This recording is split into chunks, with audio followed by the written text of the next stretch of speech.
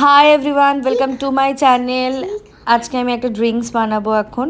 So এখানে আমি easy একটা ড্রিঙ্কস বানিয়েছি, বাট বাড়িতে যদি ব্লেন্ডার না থাকে বা মিক্সার না থাকে তখন কী করে বানাবেন সেটাই আমি এখানে সহজ করে দেখিয়েছি। সো আমি এখানে আমটাকে ভালো করে কেটে নিয়েছিলাম, তারপরে যে পটেটো ম্যাশের আছে না, ওটাতে আমি ভালো করে আমটাকে ভালো করে ম্যাশ করে নিয়েছি। তো এখানে ম্যাশ করে নেওয়ার পরেই আমটা আমি অ্যাড করলাম প্রথমে।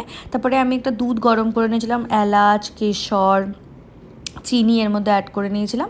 তো এবার ভালো করে আমি যে আর একটুখানি যে বাকি আমটা ছিল সেটা ওটার মধ্যে অ্যাড করে দিয়ে ভালো করে এটাকে চামচ দিয়ে মিক্স করে নেব। সো এটা কিন্তু খেতে খুব ভালো হয়, কোনো মিক্সি বা কিছু ঝামেলা ছাড়াই বানিয়ে নেওয়া যায় এটাকে। তো আপনারা অবশ্যই বাড়িতে ট্রাই করবেন এই রেসিপিটা। এটা কিন্তু ফ্রিজারে রেখেও ফ্রিজ করেও এটাকে খাওয়া যেতে পারে। সো ভিডিওটা ভালো লাগলে অবশ্যই সাবস্ক্রাইব করবেন। আজকের মতো bye bye. Bye bye. See you tomorrow.